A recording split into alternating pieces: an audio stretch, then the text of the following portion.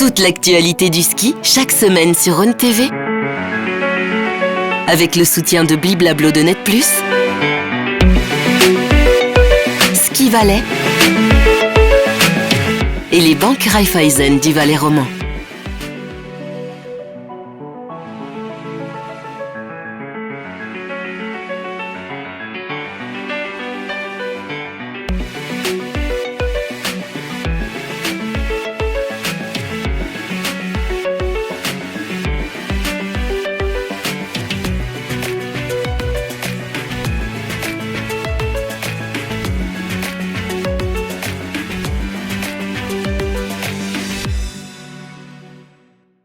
Bonsoir à toutes et à tous, bienvenue dans cette nouvelle édition de l'après-ski. Ce soir, on a l'honneur d'accueillir un binôme gagnant de la Coupe du Monde. Elle a signé ses premiers podiums en Coupe du Monde, mais surtout son premier succès.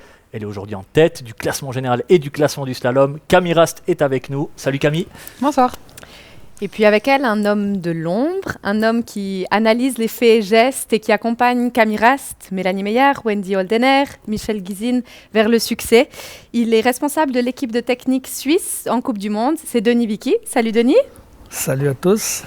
Avant de parler de l'activité de nos deux invités et de lancer un appel à Christophe Torrent, on va d'abord revenir sur les courses de ce week-end à Beaver Creek et Val d'Isère. On lance tout de suite le débrief.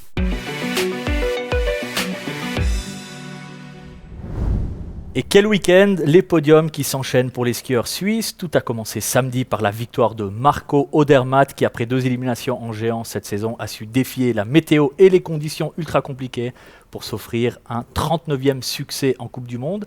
Il n'est plus qu'à une victoire du record suisse absolu détenu par Pirmin Zurbriggen. Et Luca Erni qui a aussi brillé sur le géant, qualifié en dernière position après la première manche. Il a su faire une remontada spectaculaire pour terminer 4e. C'est son meilleur résultat dans la discipline et son meilleur résultat, toutes disciplines confondues, depuis 2 ans. Camille, ces conditions compliquées, on sait que ça fait partie du ski alpin, mais comment est-ce qu'on les gère avant une course ou peut-être entre 2 manches ?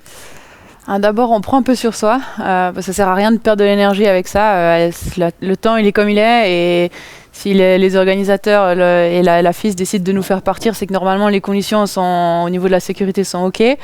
Des fois, c'est un peu tiré par les cheveux, mais voilà, tout le monde est à la même, il faut s'adapter. Certains ont un peu plus de chance que d'autres selon les conditions, mais on peut rien changer, donc faut pas perdre de l'énergie et donner le meilleur de soi.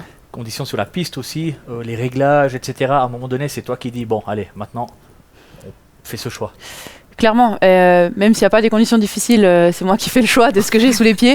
Donc, c'est clair que si je vois que la météo s'annonce vraiment trop changeante, ben là, on peut toujours discuter avec le technicien et aussi avec les coachs qui sont sur la piste pour faire des petites adaptations. Également dans le top 10 de ce géant à Val d'Isère, Loïc Meyer, mais c'est surtout dimanche qu'il a brillé en slalom. Il a terminé 3e derrière le vainqueur Henrik Kristoffersen. Avec ce 2e podium de la saison dans la discipline, il est donc le meilleur Suisse de la saison en slalom. On écoute tout de suite sa réaction après le week-end de Val d'Isère. Ouais, je pense que c'était un week-end compliqué en général. On ne peut pas dire que c'était une partie de plaisir, mais voilà, je suis content de repartir d'ici avec un podium. C'était un peu la même chose, je pense qu'hier, voilà, jour blanc, il y a des marques, donc c'est dur de voir où on met les pieds en fin de compte et de trouver la bonne ligne pour skier vite. Donc c'est clair que c'est ça qui rend les choses très compliquées. C'est sûrement une petite aide, surtout de savoir qu'on s'entraînait là-dedans tout l'été et de savoir que voilà, on a pu tracer un petit peu pour que ça nous arrange avec les trous et essayer de donner en tout cas toutes les chances de notre côté. À la fin, c'est à nous de faire le job et des fois ça fonctionne pas, mais je suis content qu'aujourd'hui ça ait passé du bon côté. On entend donc Loïc qui nous dit que ça a été un petit avantage quand même que son entraîneur trace la 2e manche. Denis, Camille, comment est-ce que vous vous sentez ? Est-ce que c'est vraiment un avantage quand on connaît le traceur et vice-versa ? Je pense que l'avantage, il est plutôt dans le mental. Parce qu'on va se retrouver avec quelqu'un qu'on connaît qui va essayer de tracer dans les références de l'athlète. Mais pour l'athlète, c'est certainement mentalement fort d'avoir son entraîneur qui trace. Et puis ça permet de se surpasser.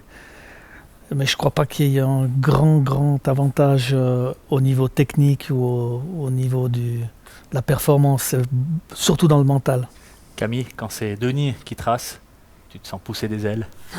Ça dépend des jours. Non, dans une équipe, on est aussi beaucoup. On est beaucoup à être au départ et on a tout un peu de nos préférences. Donc pour un entraîneur d'équipe, c'est difficile de trouver la clé parfaite pour toute une équipe. Donc il y a des jours, ce sera un peu plus pour une, un peu plus pour l'autre, mais au final, quand nos entraîneurs tracent, ils essayent toujours de trouver quelque chose où on se retrouve bien. On a quand même une tendance à l'entraînement qui fait qu'en course, ça peut être un avantage. Et comme l'a dit Denis, dans la tête, on sait normalement qu'on ne va pas savoir de choses qu'on n'a jamais vues à l'entraînement si c'est notre entraîneur qui trace. Relevons aussi sur ce slalom de Val d'Isère la 18e place de Luca Erni, la 20e de Daniel Yule, alors que Ramon Sennheiser n'a pas réussi à se qualifier pour la deuxième manche. Marc Rochat et Tanguy ont été éliminés. Denis, est-ce que le slalom, c'est la discipline la plus cruelle qui existe en Coupe du Monde? On voit que c'est compliqué. Marc Rochat qui sort d'un superbe hiver et là, 3 courses, 3 éliminations. Ouais, c'est sûr que c'est très compliqué. Les portes, elles arrivent tellement vite. En gros, 0,75, 0,8, moins d'une seconde, il y a à chaque fois un impact sur la porte. Et puis, il faut faire tourner les skis à gauche, à droite. Des fois, c'est beaucoup plus serré. Des fois, il y a beaucoup de vitesse. Donc, c'est sûr que ça crée un impact difficile à gérer. Comment est-ce qu'on rebondit? Si on prend l'exemple de Marc, là, par exemple, 3 éliminations. Comment est-ce qu'on peut rebondir justement dans cette discipline si compliquée? C'est la construction de l'entraînement. Je pense qu'à ce moment-là, c'est passer quelques heures à s'entraîner dans des façons assez simples pour retrouver de la confiance, pour retrouver un peu des bons sentiments. Ça passe par des heures d'entraînement. La confiance, justement, du côté de Beaver Creek, les courses féminines ont commencé en vitesse également. Et puis Lara Goutte a pu se mettre en confiance tout de suite avec une 3e place lors de la descente derrière Sofia Goggia et Cornelia Hutter qui remportent cette course. Ouais, le lendemain aussi, elle a réussi à tirer son épingle du jeu. Elle termine 2e derrière Sofia Goggia. Donc Goggia, la blessée, qui est véritablement de retour. Elle a d'ailleurs célébré sa victoire par une petite danse de samba en hommage à Lucas Pinheiro Broten. Et puis, puisqu'on parle du Brésilien, Denis, tu as souhaité analyser sa 2e manche à Val d'Isère. On parle des fois de fenêtres météo, de conditions favorables ou pas. Lucas Pinheiro Broten, il a eu des conditions favorables sur ce slalom. Oh oui, c'est sûr. Mais dans toutes les courses, c'est comme ça. Il y a des coureurs qui peuvent bénéficier d'un peu plus de soleil, d'une meilleure visibilité. Pour moi, c'est comme s'il y a un éclairage. Quand il y a le soleil qui sort, tout d'un coup, on voit le terrain, on arrive à lire plus loin, voir anticiper mieux les choses. Et puis, grâce à ça, ça permet de développer son ski total. Alors que les derniers qui sont partis, ils ont skié dans l'ombre. C'est très compliqué parce qu'ils voient beaucoup moins bien, donc ils anticipent moins bien. Et puis c'est pour ça qu'on vit ces remontadas incroyables. Luca en géant, c'est un exemple flagrant où il profite de cette situation et ça fait partie de notre sport, il faut l'accepter. Donc voilà. Il faut quand même encore bien skier, c'est un peu un phénomène ce Brésilien. Vous avez eu l'occasion, je crois, de vous entraîner avec lui et comment vous êtes retrouvé à vous entraîner avec lui? Oui, la saison passée, on a eu la chance de pouvoir faire un entraînement sur Reiteralm en Autriche. Et puis c'est une semaine qu'on avait bloquée pour faire de l'entraînement et on s'est retrouvé avec lui sur la piste. On a pu s'entraîner avec en géant et en slalom. Et puis c'est la période où Camille et Mélanie, elles ont fait vraiment un gros pas en avant dans la saison. Et puis derrière, on s'est retrouvé aux courses à Jasna. Et puis à Jasna, elles ont fait une super performance en slalom en faisant les Suisses 3, 4, 5. Ça a développé quelque chose. C'était le déclic. C'était un déclic. Et puis je pense qu'il a participé un peu parce qu'on a pu voir sa manière de skier, sa manière de s'engager dans l'entraînement. Et on a pu profiter un petit peu de cet état d'esprit. Camille, cet entraînement avec Lucas? Clairement, quand il gagne un globe de cristal en slalom, c'est pas pour rien. Donc pouvoir s'entraîner avec un gars comme lui, c'est génial. Même s'il avait officiellement arrêté sa carrière, il testait encore énormément de choses pour Atomic. Et il avait, pour tester du matériel, il faut se donner à 100% dans une manche. Donc on avait du ski de haut niveau de sa part. Et ça permet de s'inspirer parce que c'est quelque chose qui fonctionne, ça va vite. Donc pour nous, je pense que ça nous a fait du bien de se faire un peu pousser, provoquer, sortir un peu de la zone de confort du ski féminin. Et clairement, c'était une bonne expérience. Un beau pas en avant pour lui, mais aussi pour toi. Il est très très en forme, donc après cette saison blanche, comme tu l'as mentionné. Mais c'est pas le seul. Il y en a une autre qui a commencé la saison sur les chapeaux de roue. C'est le sujet de la grosse actu.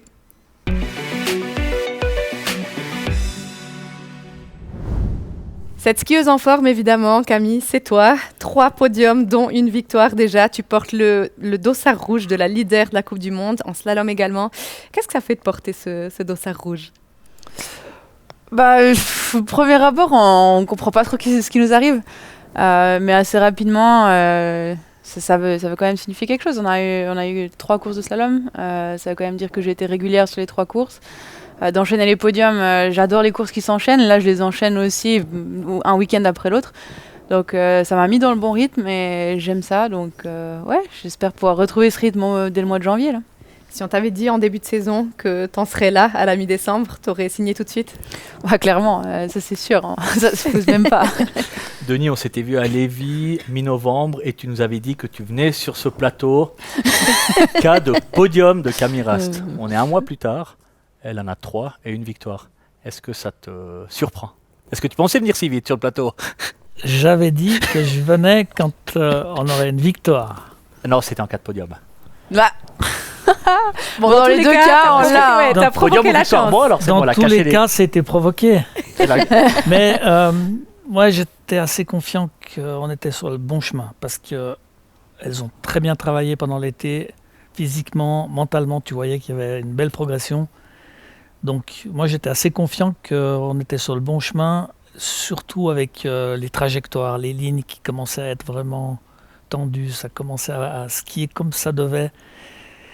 On avait une bonne référence à Ushuaia parce qu'on s'est entraîné avec les Suédoises. Les Suédoises. Ouais, d'accord. Ouais. Et puis là elle commençait à être avec Hector au contact, c'était très serré. Donc ça nous donnait un peu des feedbacks qu'on était vraiment sur le chemin pour y arriver. On est au mois de décembre, on parle de toi à chaque fois comme un moteur diesel. Qu'est-ce qu'on doit s'attendre, à quoi on doit s'attendre du coup pour la suite de la saison ? C'est fini ce moteur diesel, tu trouves ton rythme d'entrée. Ouais, j'espère. Cette année c'était aussi la première année où on a enchaîné 3, on aurait dû encore enchaîner avec Mont-Tremblant. Donc on a vraiment eu des courses qui se sont empilées les unes derrière les autres et c'est quelque chose que j'aime bien et c'est ce qui fait un peu ma force au mois de janvier, c'est que je sais qu'on arrive, on part à Noël et après on n'a plus vraiment le temps de s'entraîner et de vraiment changer des grosses choses. Donc c'est plutôt à Noël où on doit vraiment dire ok là j'y vais et je dois me faire confiance et je dois juste skier. Et comme l'a dit Denis, déjà au Ushuaia on avait des bons feedbacks, surtout que je suis pas au top du top à l'entraînement, souvent j'ai quand même de la marge. Et j'avais quand même des bons partiels, un coup des bons chronos, j'étais quand même dans le coup et je pense que c'était des bonnes informations qui m'ont aussi mis en confiance de dire c'est le début de saison mais t'es déjà au niveau où t'étais normalement l'année passée en fin de saison plus tard. Donc c'était vraiment des bonnes informations et après j'ai tenté ma chance et ça a bien marché. Très bien marché. À Gourguel et Killington, on t'a senti sereine, tu savais ce que tu faisais, il n'y avait pas d'hésitation. Est-ce que pour toi aussi ce sentiment, t'étais dans le flow ? Ouais, je pense. On a bien bossé à l'entraînement et quand tu sais que tu bosses bien à l'entraînement, tu vas aussi avec plus de confiance au départ.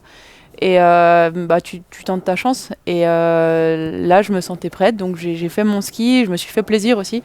C'était des conditions pas faciles, c'était agressif, mais quand même dur. Enfin, c'était une neige vraiment pas facile à gérer. Aussi au niveau du matériel, il y avait des informations différentes à prendre, aussi en fonction des disciplines. Et je pense que j'ai réussi à mettre tous les éléments ensemble et j'avance de plus en plus dans mon schéma de course qui fait que je deviens performante le jour où il faut. Denis, on le voit, c'est vraiment des succès qui ont été construits. C'était pas le fruit du hasard. C'est sûr que c'est construit. C'est construit depuis plusieurs années déjà. Et puis, il fallait que tout soit bien en place. Il faut dire que entre les accidents, les maladies, le changement de matériel, il y a eu plein de paramètres qui ont rendu les choses plus compliquées. Mais tout ça, ça l'a fait grandir. Elle a appris beaucoup de choses et puis avec tout ce qu'elle a appris, elle a commencé aussi à trouver son chemin, comment il fallait gérer ça. Et puis du coup, ça rend les choses plus faciles. On est meilleur, on travaille mieux, à l'entraînement, ça se passe aussi mieux. Les objectifs sont plus clairs. Il y a plein de paramètres qui sont qui sont devenus positifs, je veux dire, qui ont tourné du bon côté. Mais vous arrivez à dire qu'est-ce qui a été le déclic? Qu'est-ce qui est différent cette fois? Ou c'est vraiment la progression constante?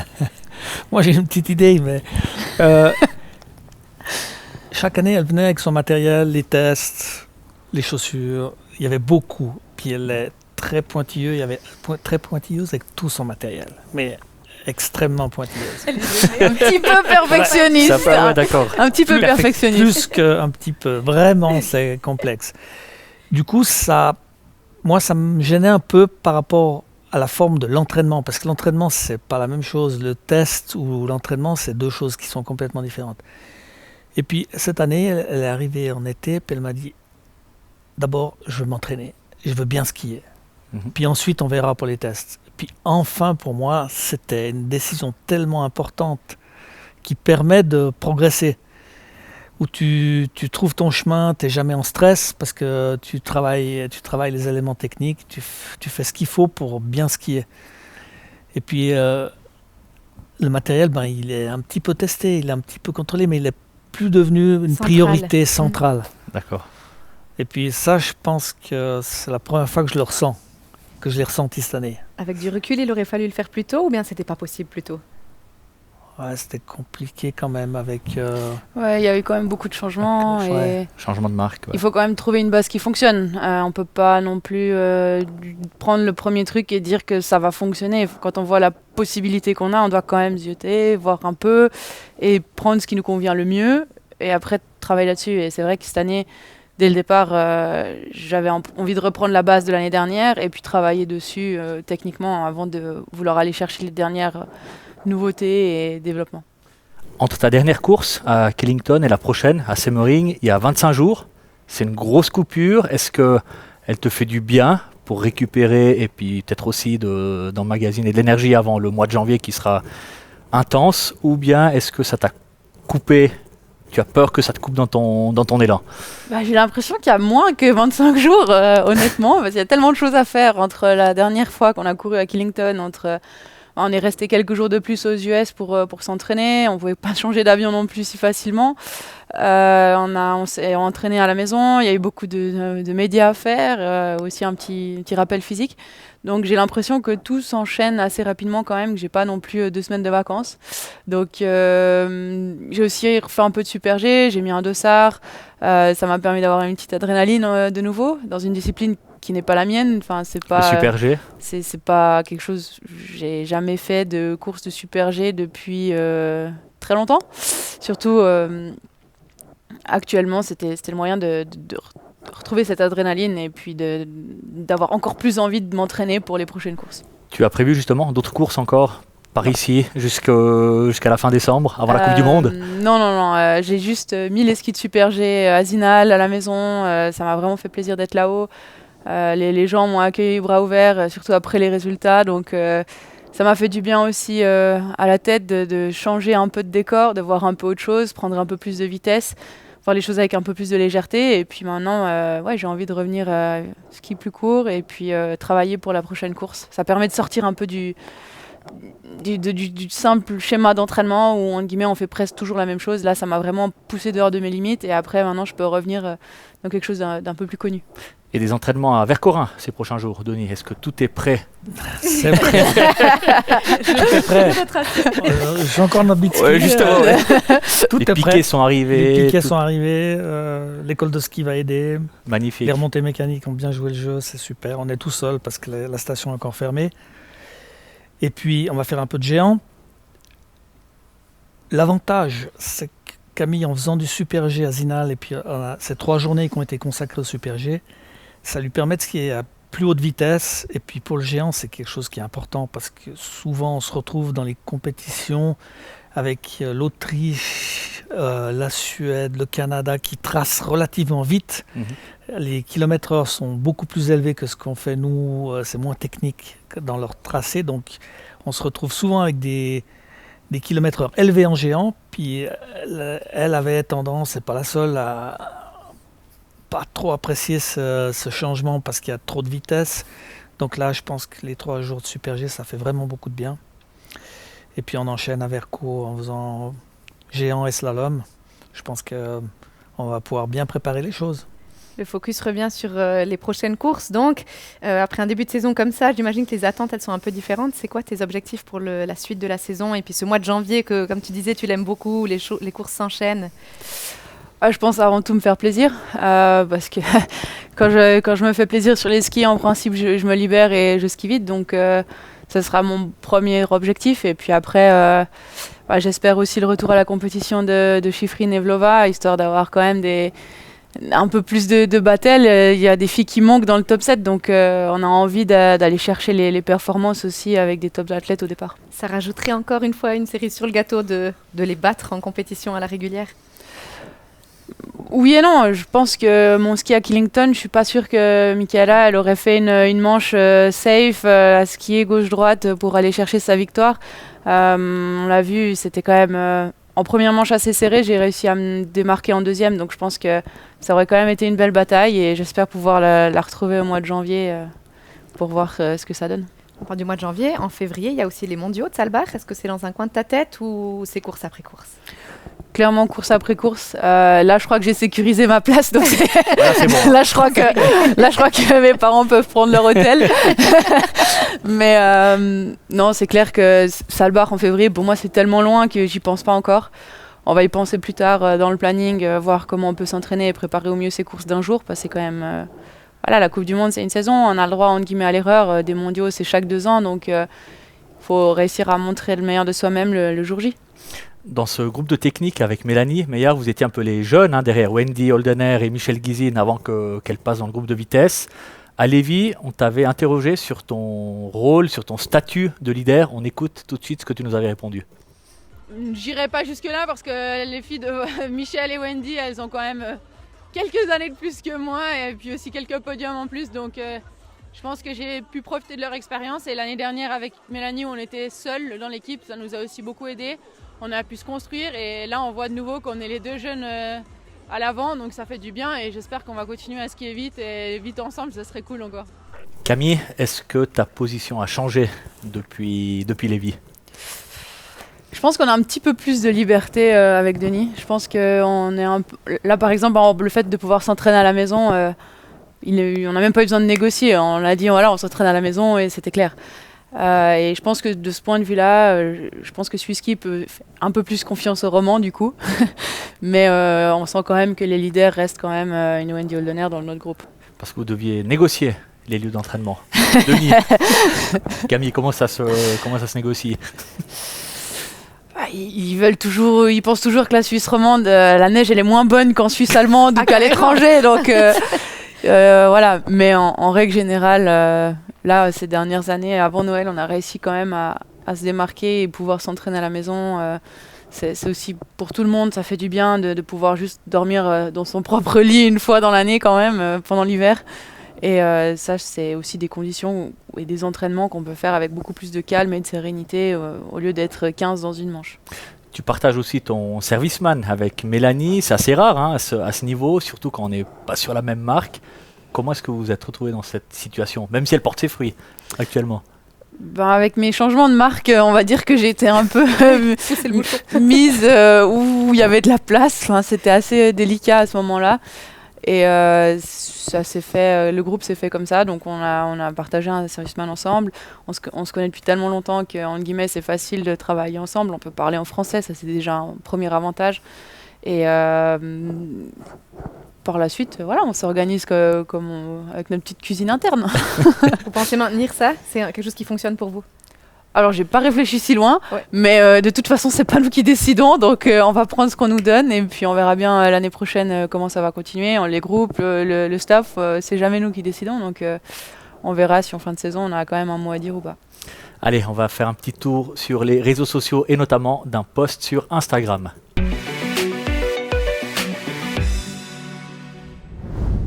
Cette fois, c'est officiel, c'est à Saint-Moritz que Lindsey Vonn fera son grand retour à la compétition à 40 ans. Elle a pris la parole sur Instagram et nous explique qu'elle a vu une opportunité et qu'elle a voulu saisir sa chance. Lindsey Vonn. She's got that aggressive style. So, I have some news. Lindsey Vonn. She goes down hard. been knocked down so many times, I always pick myself back up. My body is finally put back together. I hear St. Moritz is pretty nice this time of year. Lindsey Vonn, a legend in the making. One thing I realized is that life is really short. When you have an opportunity, you have to take it. There's nothing that I love more than ski racing.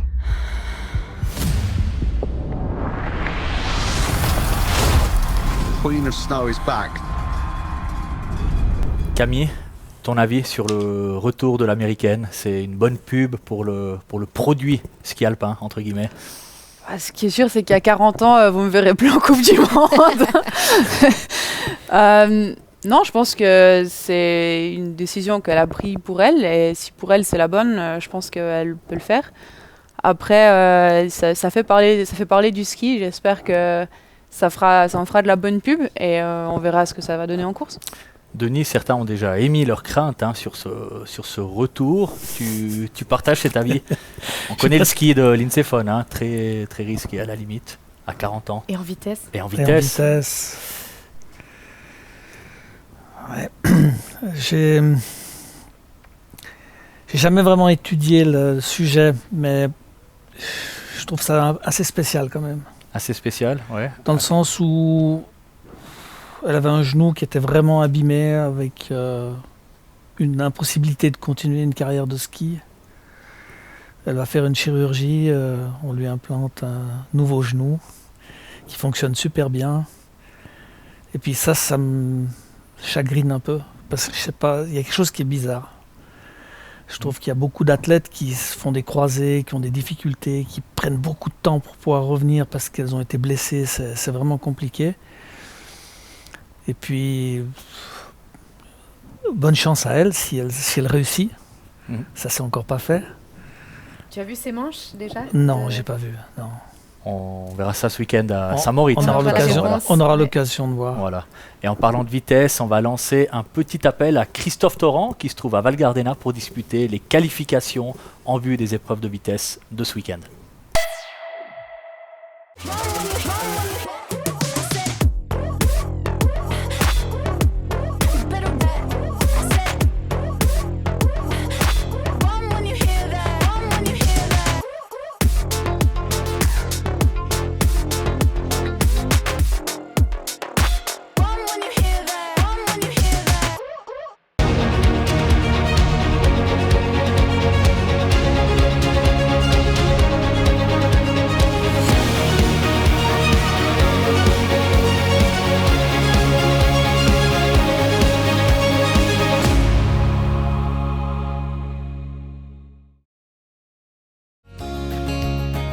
Vivez local, banquet local.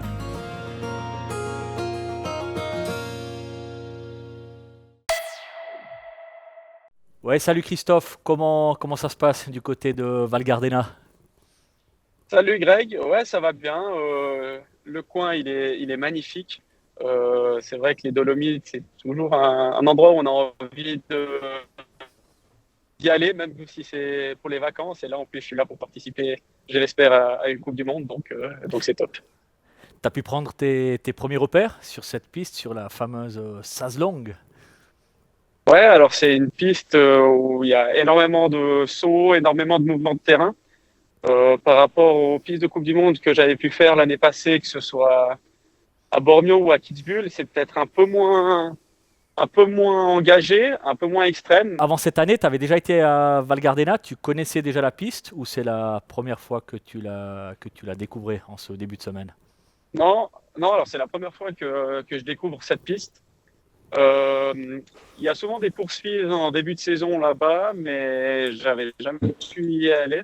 Donc c'est vraiment la première fois que je suis sur la piste et que je découvre cet endroit. Il y a eu un premier entraînement ce mardi et un deuxième jeudi. C'est cet entraînement-là qui va servir de qualification interne, parce que tu dois passer par les qualifications, c'est juste? Voilà, exactement. Donc jeudi aura lieu le deuxième entraînement. C'est là que en fait pour moi ce sera comme une course. Donc je vais être en qualification contre 3 autres athlètes et il y aura normalement 2 places pour les 4. Donc voilà, ce sera une petite course interne pour moi et mes coéquipiers. Mais tu as l'air d'être en forme. Hein. La semaine passée à Santa Caterina en Coupe d'Europe, tu finis 4e de la première descente, 11e sur la deuxième. Bon, il y avait une erreur, mais ça veut dire que tu es dans le coup. Tu te sens comment pour ces entraînements? J'étais très content de ma semaine à Santa Caterina, en tout cas sur les descentes. C'est vrai qu'en début de saison, pour moi, c'était mes premières courses. On ne sait jamais vraiment où se situer. Donc, finir 4e le premier jour, j'étais très content. C'était mon meilleur résultat en descente de ma carrière. Et puis le deuxième jour, je pense que j'ai encore mieux skié. Et malheureusement, je fais une faute, je finis 11e. Mais 11e, c'est un résultat que je prenais en début de saison, avant que la saison commence, même sans faute. Donc non, je suis vraiment très satisfait. Et ça me donne beaucoup de confiance pour essayer d'aller décrocher cette qualif ici à Val Gardena. Justement, hein, là on parle de Val Gardena. Est-ce que tu arrives déjà à te projeter plus loin à court et moyen terme dans cette saison? C'est quoi tes ambitions? Ouais, alors moi, c'est clair, mes ambitions, c'est de participer au plus grand nombre de Coupes du Monde possible. Donc on sait que direct après Val Gardena, il y aura Bormio. Donc j'espère pouvoir y aller aussi. Après, ça dépendra forcément, bien sûr, un petit peu de ce que je fais ici cette semaine. On voit l'équipe de Suisse en Coupe du Monde qui brille, hein, en vitesse notamment. Ça te motive aussi?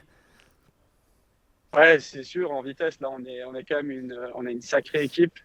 Je pense que les places, elles sont très chères, mais je pense que le fait qu'on soit autant nombreux et tous autant vite, finalement, ça tire tout le monde vers le haut parce qu'on sait qu'à l'entraînement, si on skie à 98-99%, on finira dernier parce que le niveau il est tellement grand. Donc je pense que ça tire tout le monde vers le haut et c'est vraiment un bonus pour tout le monde. Un sacré niveau, puis aussi une bonne ambiance hein, dans le groupe de Coupe du Monde 2, duquel tu fais partie. Ça aide aussi à respirer un peu, à se détacher un peu du sérieux de l'entraînement, des courses. Ouais, c'est sûr, on est vraiment une bonne équipe, il y a une super ambiance. Et moi, je trouve que ça fait du bien. Là, avec les coéquipiers, on peut vraiment parler de tout. Et c'est vrai que finalement, notre monde, notre vie, elle tourne autour du ski. Donc, des fois, quand on est au souper ou après le souper, si on peut faire un petit jeu, parler d'autres choses, ça fait du bien. Et dans cette équipe, c'est vraiment le cas. Donc, ça aide aussi à être frais mentalement. Christophe, merci beaucoup. Je pense que tu as besoin de te reposer un peu avant cette échéance qui t'attend. À moins que tu prépares déjà ton prochain post sur Instagram. Non, là, c'est pas prévu. On a tellement fait le buzz sur le dernier qu'on va rester sur ce succès, je crois, pour un petit moment. Merci beaucoup Christophe de nous avoir accordé ces quelques minutes. Et puis évidemment, on espère te voir au départ à Val Gardena. Et on te souhaite plein succès pour cet hiver encore. Merci beaucoup. Un grand merci à vous. Allez, ciao, ciao. Allez, ciao, merci.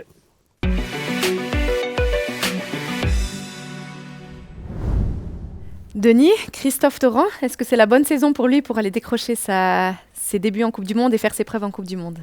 Sûr que c'est la bonne saison. C'est le temps qu'il y arrive. Et puis, avec les résultats des Valaisans ces derniers temps, on peut espérer qu'il arrive à crocher le wagon puis sortir des belles performances. Il doit passer par la qualif. C'est toujours assez difficile à gérer quand même, les qualifications. Les qualifications, il faut juste skier vite. C'est pas très compliqué, il faut aller plus vite que les autres. C'est un peu une course avant une course, avec toute la concentration et toute l'énergie que ça demande. Oui, mais je veux dire, au moment où la confiance elle s'installe et puis que tu es capable de skier plus vite que les autres, justement c'est comme ça que tu arrives à décrocher des performances derrière et des résultats qui sont positifs. Donc, il ne faut pas se poser de questions, il faut skier plus vite, c'est tout. Revenons à Camille. Denis, si tu devais décrire Camille en quelques mots, qu'est-ce que tu dirais? Bonne question. Pourtant, tu la connais bien. Personnage complexe. Personnage complexe. Prépare-toi, on fera la réciproque. Non, elle est très sérieuse dans son travail. Elle est capable de faire des choses vraiment bien. Elle laisse rien de côté. Elle est capable vraiment d'aller jusqu'au bout dans ses décisions. Elle a des qualités techniques et physiques exceptionnelles. Donc, il ne faut pas être étonné où elle est aujourd'hui. Il faut que ça continue. Ça ne veut pas dire que ça va être facile, parce qu'il y a la concurrence. Il y a beaucoup d'autres athlètes qui ont du gros niveau. Donc, elle doit continuer à travailler sérieusement pour arriver à maintenir le niveau. Et puis, c'est une très gentille fille. Elle m'a beaucoup aidé cette année. Mentalement, c'était une année difficile pour moi. Et puis, j'ai toujours senti beaucoup d'appui. Puis, c'était un lien qui était vraiment important. Mélanie aussi. Camille, même question. Denis, si on devait le décrire, travailleur de l'ombre. Ouais, travailleur de l'ombre, je pense que c'est quelqu'un de très réservé. Il a fallu que je gagne pour réussir à l'amener sur le... Merci. Merci Camille. Non mais, quelqu'un qui est quand même très réservé, mais dans le travail, il met une passion incroyable. Et c'est ce qui fait aussi que c'est tellement agréable de travailler ensemble. On sent la passion et l'envie de réussir ensemble.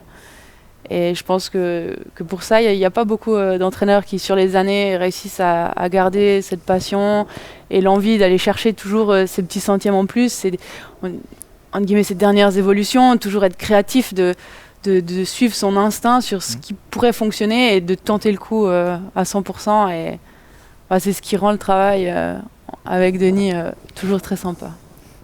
On parlait tout à l'heure des disciplines de vitesse, du Super G. Tu en as fait pas plus tard qu'aujourd'hui, donc lundi à Dinal. C'est quelque chose, c'est juste pour le changement, pour s'aérer un peu l'esprit, pour justement faire des disciplines un peu plus rapides pour s'entraîner pour ces géants, ou ça pourrait devenir une discipline que tu souhaites faire en Coupe du Monde? Non, c'est clairement dans un but d'entraînement pour le géant. C'est pas du tout l'objectif d'aller mettre un dossard en Super G actuellement. Donc c'est vraiment de la construction. Et à long terme, est-ce que c'est... Oui, je vais déjà penser une saison après l'autre, mais peut-être que quand j'aurai passé 30 ans, on pourra peut-être en discuter, mais pour le moment, j'ai vraiment envie de me concentrer sur la technique. On voit des filles qui sont régulièrement sur les podiums dans 3 disciplines, c'est difficile. Donc je vais déjà me contenter de 2, c'est déjà un bon morceau, et je vais essayer de garder et augmenter cette régularité à l'avant du peloton. Justement, Denis, d'avoir 3 disciplines, c'est compliqué. On voit que ça devient de plus en plus rare. Hein. C'est très compliqué. Plus de disciplines, donc peu de temps pour s'entraîner parce qu'il faut jongler d'un côté et de l'autre. Il y a Michel qui en fait beaucoup, il y a Loïc qui en fait aussi beaucoup. Puis c'est vraiment difficile à gérer la charge d'entraînement et la quantité d'entraînement qu'ils ont besoin de faire. Mais même Michel, elle a affirmé que ça fait beaucoup, qu'elle va peut-être devoir faire des choix. C'est quasiment impossible. 4 disciplines en plus dans ce cas-là. Ouais, là c'est compliqué. Ouais. Là c'est très compliqué. Tu pourras demander quelques conseils à Mallory Blanc, qui a le même préparateur physique que toi, qui est une spécialiste du Super G. Vous échangez un peu à propos de... Ces derniers jours, on s'est entraînés ensemble et on a pu courir à Dinal ensemble. Donc on se voit pendant l'été, on se voit souffrir. Donc ça fait aussi du bien. Ça fait aussi du bien d'avoir un peu de plaisir sur les skis ensemble. C'est une fille super, on partage une belle amitié aussi, donc c'est chouette de pouvoir échanger. C'est 2 mondes complètement différents, le monde de la vitesse et de la technique. Après la manche en Super G, c'est déjà fini. Bon, je rentre à la maison. Il n'y a pas de deuxième manche. Donc j'ai tout ça pour ça. Donc je vais peut-être réfléchir. Je vais peut-être pas faire du Super G tout de suite. Et non, j'espère vraiment qu'après sa blessure, elle puisse reprendre le bon wagon et puis partir sur des bonnes sensations et puis aller chercher les résultats qu'elle espère. Trouver cette motivation quand on est dans le dur, toi, on en a parlé tout à l'heure brièvement, tu as aussi eu des passages assez difficiles. À quoi tu t'es raccroché pour continuer à skier? J'ai eu de la chance avec mes amis d'école. On a grandi ensemble, on a partagé tellement de moments à côté. Et pour eux, je suis Camille une personne, je suis pas Camille la skieuse. Donc tu reviens aux choses simples de la vie et puis après, tu retrouves ton chemin. Dans ces situations-là, l'entraîneur a aussi son importance. Tu deviens un peu le confident aussi d'un athlète qui a peut-être des doutes. Tu échanges beaucoup. C'est toujours aussi. plus facile avec quelqu'un qui fait des bons résultats, tu vois, parce qu'il y a un petit sourire des 2 côtés, puis du coup la communication elle est plus simple. Alors que quand les performances sont pas bonnes ou qu'il y a des difficultés, c'est compliqué. Là, on peut dire que la roue, elle a vraiment tourné. Hein. C'est le succès pour toi. D'ailleurs, dans quel état d'esprit tu vas aborder tes prochaines courses à Semmering à la fin du mois de décembre? Clairement positivement. Cette année, j'essaierai de ne pas faire de variante avant de partir. Donc, tu t'es quoi, tapé la tête? Je m'étais tapé la tête. La saison passée, je m'étais tapé la tête en partant. Donc, on va éviter. Mais ça a été le déclic peut-être aussi. Ouais, selon certains, selon Denis, ça fait partie du déclic. Ça fait partie. C'était ça en fait. Parce qu'on était dans le bus après, avec Mélanie, on était en train de voyager, puis pendant le voyage, elle était beaucoup plus tranquille que d'habitude. Perdu moins d'énergie. Donc, avec Mélanie, j'ai dit, t'as vu, c'est quand même pas si mal qu'elle ait tapé la tête. On voyage un peu tranquille là. Ça fait quoi, 4e ou 5e après? 4e à la au course slalom, d'après, ouais. Bon, n'empêche que tu feras attention avant la course cette année. Ouais. On a encore quelques questions du Exactement. tac au tac. Nos Sophie. fameuses questions, je vous laisse répondre Camille, je te laisse répondre toujours un des deux choix. Donc, or olympique ou globe de cristal? Waouh. Les deux. Joker, c'est la Choisir, première si question. tu devais choisir. Je pense que c'est vraiment deux approches différentes. L'or olympique, c'est la preuve d'être présent le jour J et chaque 4 ans seulement.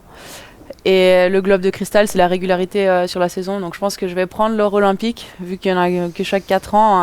Le globe de cristal, on prend la saison d'après. Ça marche. Killington ou Zinal? Zinal. Lara Godberami ou Tina Mazet?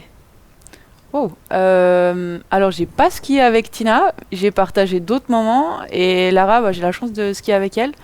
Donc je pense Lara. Moto ou VTT? VTT. Lève-tôt ou couche-tard? Couche-tard. Lève-tôt, c'est que quand on est obligé. Ah non, impossible. J'ai choisi vraiment le mauvais sport, mais j'adore les courses nocturnes et je sais pourquoi. Donc l'image de la skieuse, du skieur qui se lève très tôt le matin, c'est... Ah ben oui, on se lève très tôt le matin, mais les gens m'ont appris qu'il fallait pas me parler avant une certaine heure. Avant la fin de la première manche. À peu près.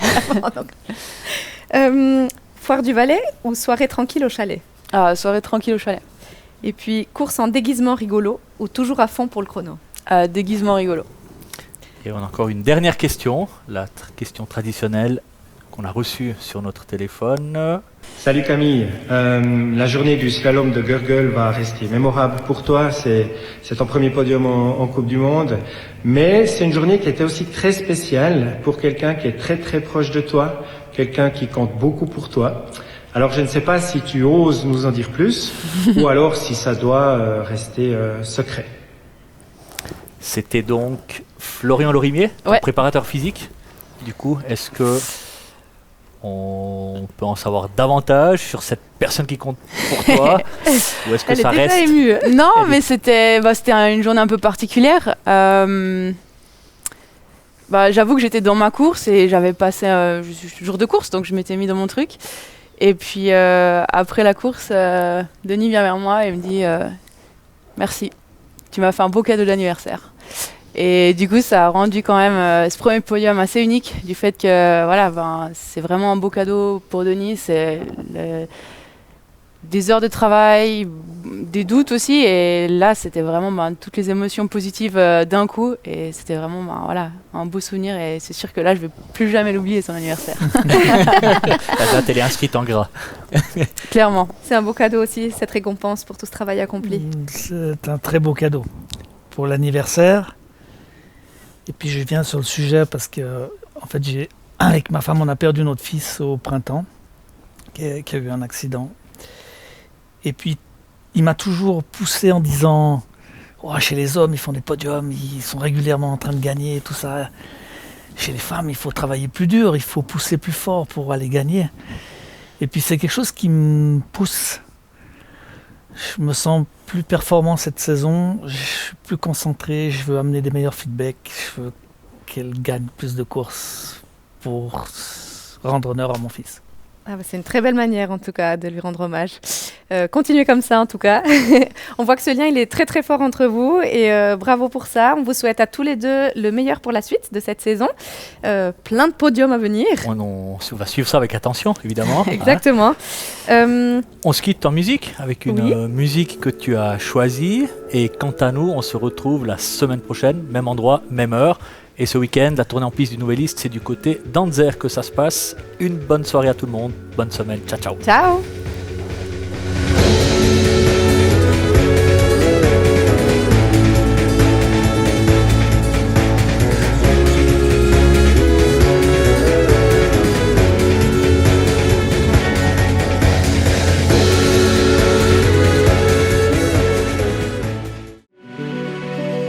Toute l'actualité du ski, chaque semaine sur Rhône TV. Avec le soutien de Bliblablo de Net+, Ski Valais et les banques Raiffeisen du Valais roman.